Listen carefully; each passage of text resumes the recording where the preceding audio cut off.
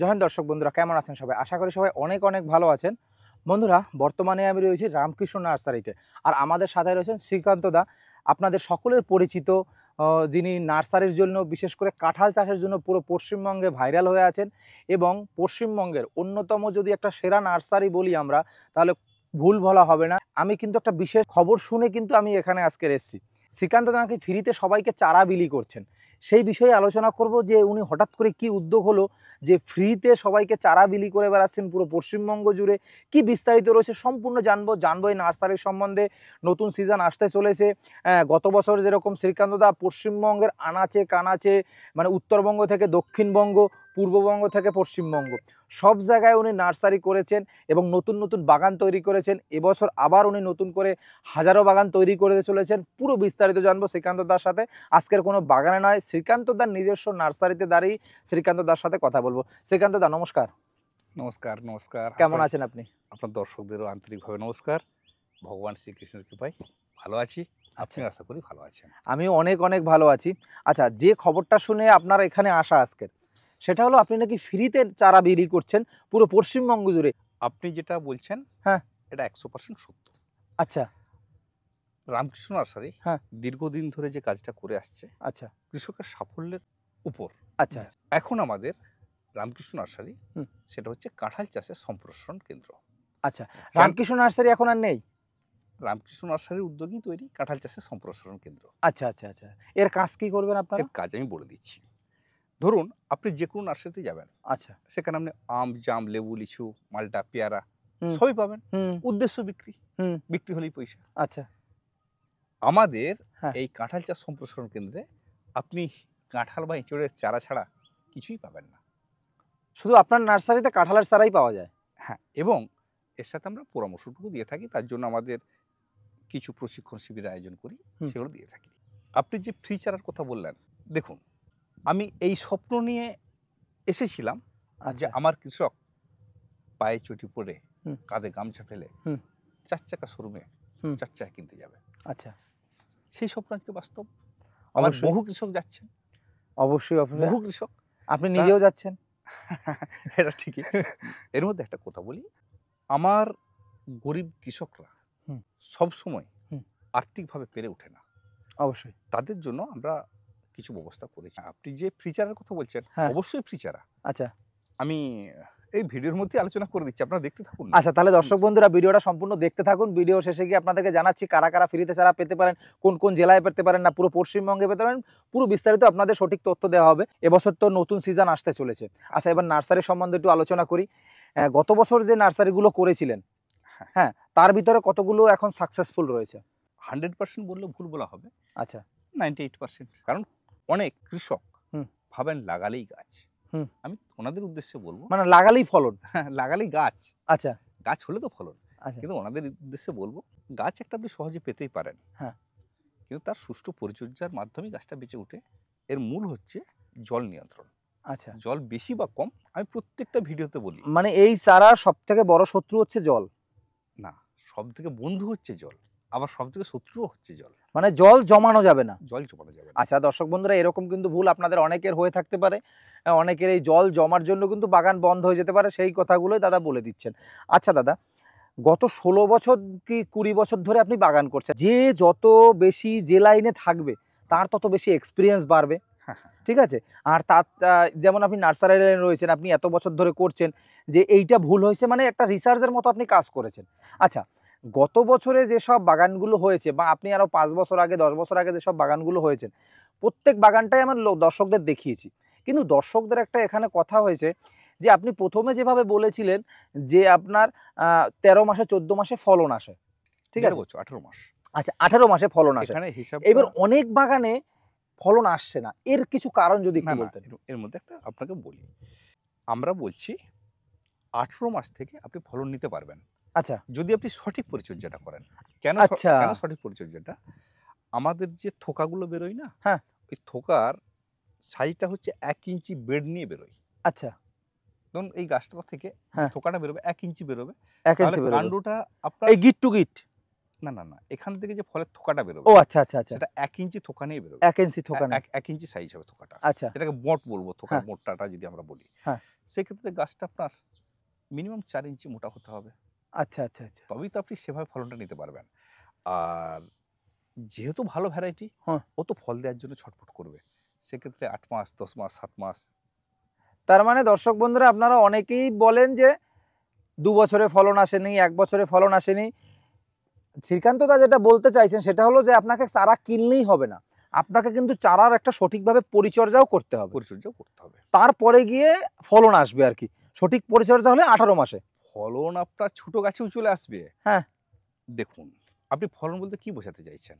গাছে দুটো ফল আসলো কি ফুল আসলো সেটাই ফলন? না, একদম না। প্রপার ফলন। কৃষক যখন ফলটা নিয়ে বাজারজাত করবেন, হুম। সেখান থেকে কৃষক মুনাফা পাবেন, হুম। সেটাই হচ্ছে ফলন। এবছর যারা নতুন বাগান করতে চাইছে বা গত বছর যারা ভুল করেছে, তাদের উদ্দেশ্যে কিছু বলতে পারবেন যে এবছর আপনারা কিভাবে বাগানটা শুরু করতে পারেন?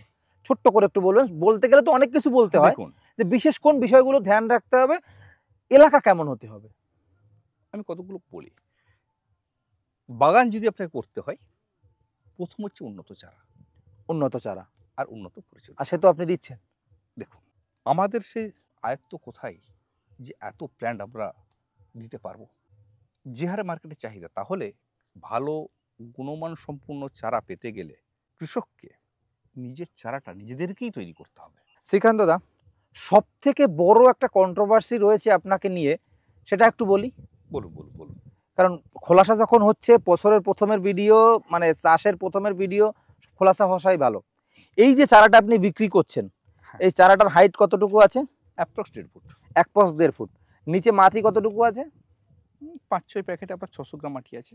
এইবার কথা হচ্ছে, এই চারাটা আপনি 165 টাকা কেন বিক্রি করছেন?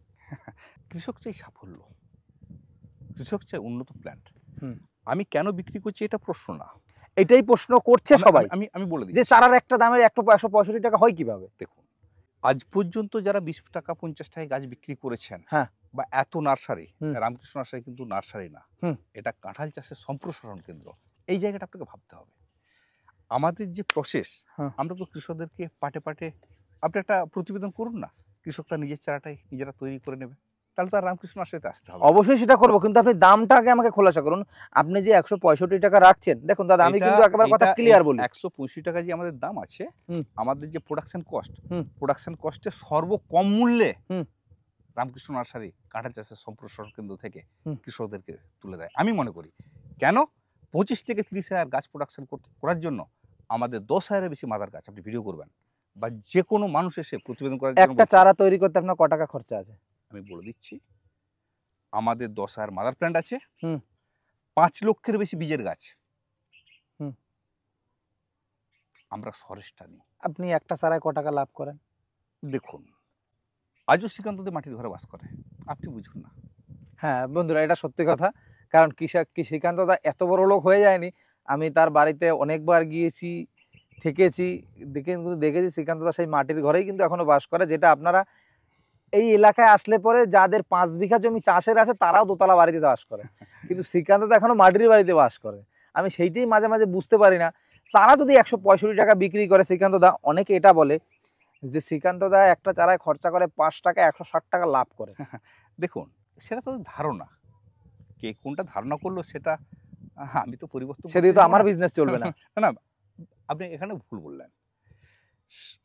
রামকৃষ্ণ নার্সারি যদি ব্যবসা করতো, হ্যাঁ, তাহলে আমজাম লেবু লিচু সবই বিক্রি করে দুনিয়ার সব নার্সারিতে রাখতো। রাখতো, বিজলেই তো পয়সা। আমরা তৈরি করেছি কাঁঠাল চাষের সম্প্রসারণ কেন্দ্র। আমরাই, আপনি যে দামের কথা বললেন, অগণিত কৃষক বিনামূল্যে আমরা দিচ্ছি, অগণিত কৃষক। দেখুন, সারা পশ্চিমবঙ্গ আমরা দিতে পারবো না, না।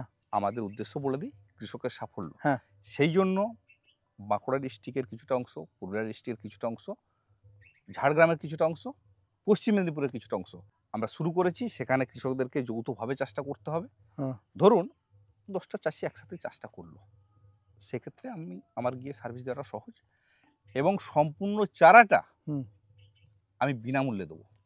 বিনামূল্যে? বিনামূল্যে। 165 টাকার 1 টাকাও নেবেন না? 1 টাকাও নেবো না, ফল হওয়ার পরেও নেবো না।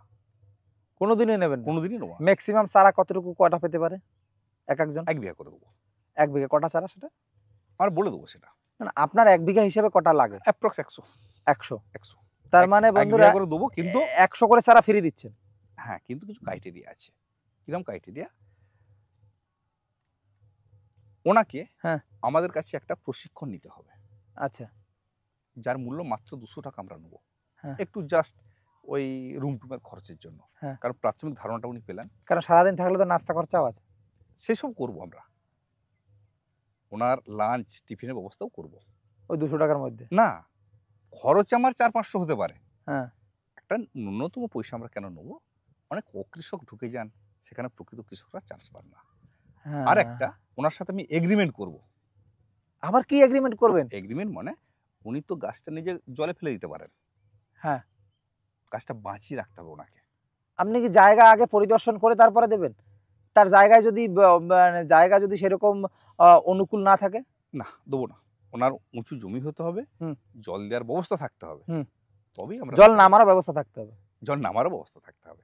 আচ্ছা। জায়গা অ্যাপ্রোপ্রিয়েট হলে আমরা অবশ্যই ওনার সাথে আছি।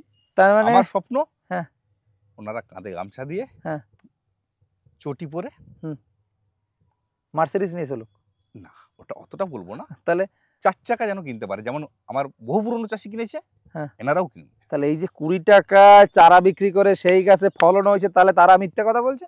দেখুন, সমস্ত গাছই ফলন হবে। হ্যাঁ। আপনি 20 টাকায় নেন, 50 টাকায় নেন, 100 টাকা, সমস্ত গাছই ফলন হবে।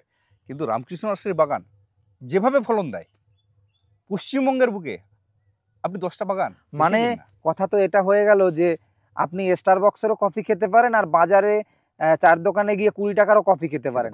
আপনি কোনটা খাবেন সেটা আপনার উপরে ডিপেন্ড করছে। দেখুন, আপনাকে ক্লিয়ার কথা বলি, 25,000 চারা তৈরি করার জন্য 5 লক্ষ বীজের গাছ আমাকে তৈরি করতে হয়। তার থেকে আমরা সরেস গাছটা বেছে নিই। আচ্ছা। যেটা ভারতবর্ষের বুকে কোনো নার্সারি করে না। কেবল একটা মানুষকে গিফট করবো, মানে কোয়ালিটিপূর্ণ করব। এবং যারা ভাবছেন দাম বেশি হচ্ছে, তাদের জন্য আমি বলবো রামকৃষ্ণ নার্সারিতে আসুন, বা আমাদের এই দাদারা পরবর্তী প্রতিবেদন করে দেওয়ার জন্য বলবো, আপনারা নিজেদের চারাটা নিজেরাই তৈরি করুন না। আচ্ছা দর্শক বন্ধুরা, এই বিষয় নিয়ে অন্য কোনো ভিডিওতে আলোচনা করবো যে আপনাদের নিজেদের চারা আপনারা বাড়িতে বসে কিভাবে সঠিকভাবে তৈরি করতে পারেন। সম্পূর্ণ তথ্য আমি দেবো। আপনাকে 165 টাকা দিয়ে চারা কিনতে হবে না, আপনি বাড়িতে বসে নিজে চারা তৈরি করুন। যাই হোক দর্শক বন্ধুরা, আমরা জানলাম যে কোন কোন এলাকায় আপনারা চারা ফ্রি পেতে পারেন, কি কি ক্রাইটেরিয়া রয়েছে, পুরো বিস্তারিত জানলাম। এবং এই যে 165 টাকা, আপনাদের একটা ধারণা ছিল, আবার অনেকের কথাও ছিল যে 165 টাকা কিভাবে দাম হতে পারে, পুরো বিস্তারিত আপনাদেরকে জানালাম। যাই হোক দর্শক বন্ধুরা, আশা করি ভিডিওটা আপনাদের অনেক অনেক ভালো লেগেছে। ভালো থাকবেন সবাই, দেখা হবে কোনো নতুন ভিডিওতে, কোনো নতুন ফার্মিং নিয়ে, কোনো নতুন খামারের সাথে। শ্রীকান্ত, আপনাকে অনেক অনেক ধন্যবাদ এত সুন্দর তথ্য দেওয়ার জন্য, এবং যেসব ভিতরে মানুষের ভিতরে গোলমালগুলো ছিল, মনের একটা ধারণা ছিল, সবগুলো ক্লিয়ার করার জন্য। ভালো থাকবেন, নমস্কার।